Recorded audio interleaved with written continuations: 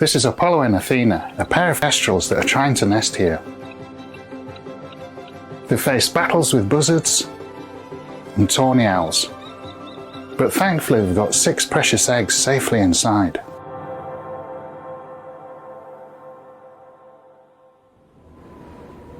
It doesn't take long before the next opponent arrives. A jackdaw lands right outside the nest.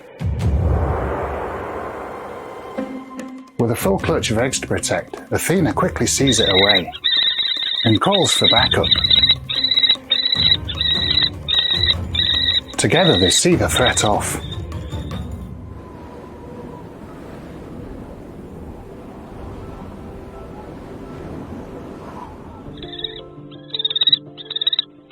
This is their second year together, but Athena's known to be bolshy.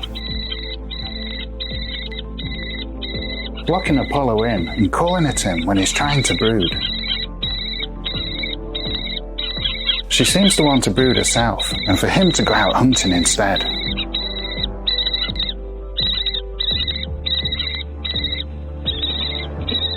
And she won't let him out.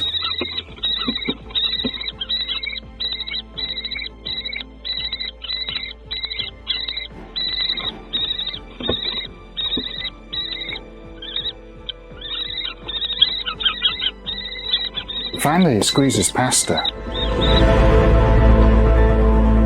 and all is calm.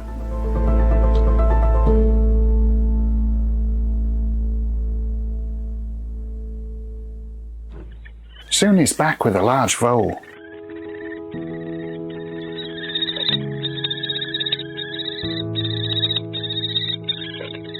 She snatches it from him and eats hungrily. As the night closes in, Athena settles down on a clutch.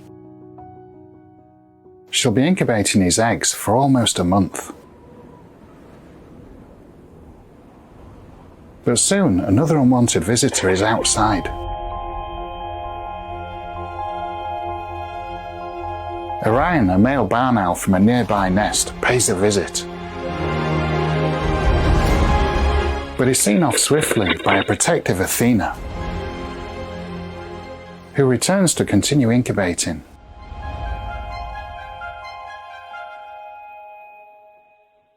The eggs are safe once more.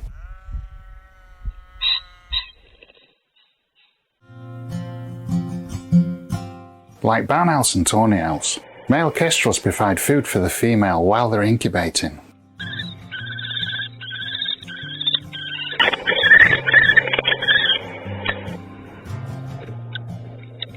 But male kestrels also share incubation duties, and Apollo is doing a great job.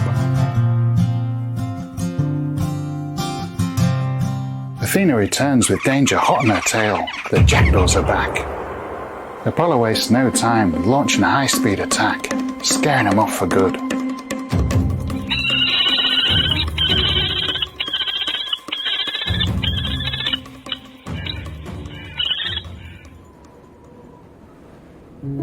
"34 days after laying her first egg, Athena takes over brooding for the last time.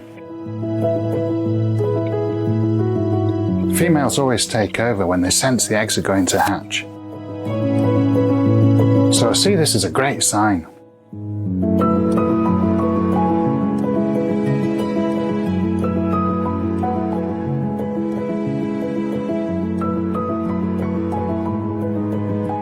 And just over 12 hours later, the first chick is here. It's covered in white downy feathers and its eyes are closed. 4 hours later, the second emerges. Apollo arrives soon after with a meal for Athena.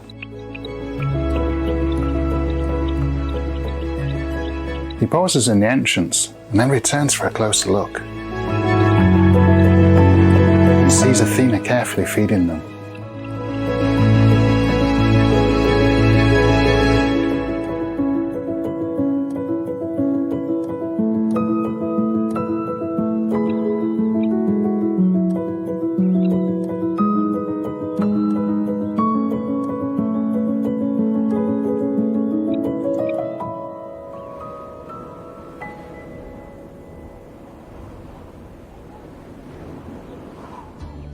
6.5 hours later, 2 more chicks hatch.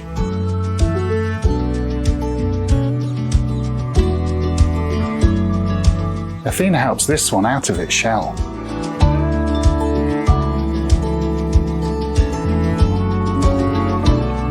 The 2 older chicks' eyes are already open at less than 12 hours old.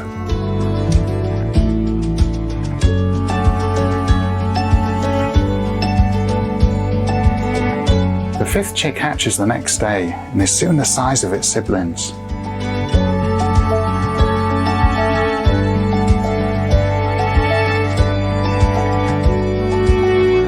The 6th and final chick hatches 2 days later. It'll be at a significant disadvantage with it being so much smaller. Let's hope it catches up with the rest of the brood.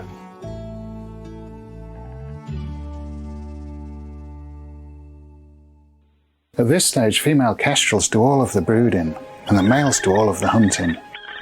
Apollo has to shift up a gear while Athena cares for the chicks. He starts off well, delivering a linnet and a vole.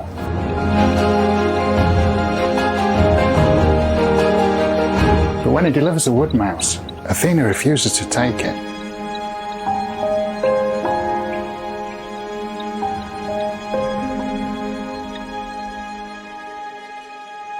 He looks confused and leaves with the prey and doesn't return for 3 hours. But then Athena calls him in.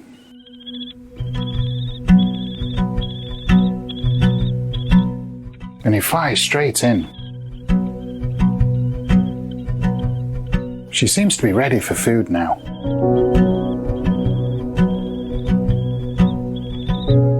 So he heads off again.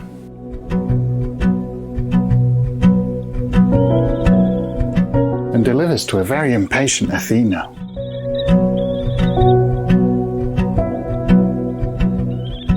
But he isn't allowed in to see the chicks.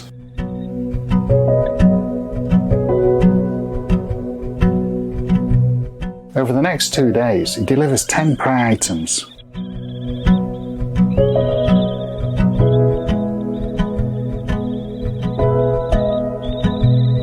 But this isn't enough. Each chick needs about a vole a day. And Athena needs 3 or more herself. And she takes things into her own talons and goes out hunting. Most of the chicks look to be doing well, but I can see a much smaller one. I'll be keeping a close eye on this one over the next few days. I don't want to go in now, for fear of scaring off the parents and risking the whole brood.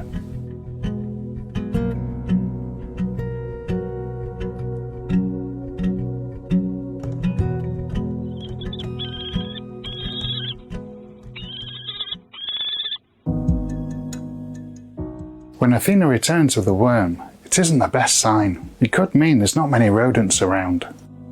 And things don't get much better as she brings in more worms over the next few days.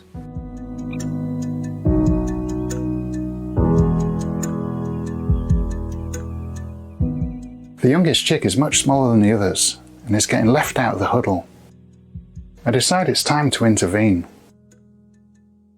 So I bring the youngest chick back to base for some care. So I've been watching the kestrels at Ashwood really closely, and 5 chicks are doing really well, but this 6th chick, the last one to hatch, hasn't really grown much at all. The other ones are much bigger now. They're stood up about this high, and this one last night when I was there was cold. It was to one side of the others, and it clearly would have died either overnight or today. So it's always a difficult decision when it's a wild animal, but I took the decision to try and help it and see if we can get it back out there into the wild. This chick's 11 days old and it's more the size of a 4 or 5 day old chick. It really is struggling to grow for some reason. Despite my best efforts and even showing some improvement, this chick sadly passed away. It's such a shame, but thankfully the other 5 chicks are doing well. With less mouths to feed, the food will go further.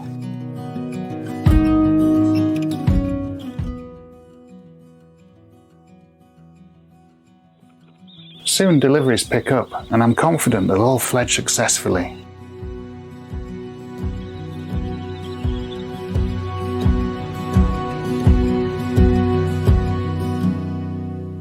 Join me next time to see these kestrel chicks get their ID rings. And prepare to take the first look at the world beyond the nest.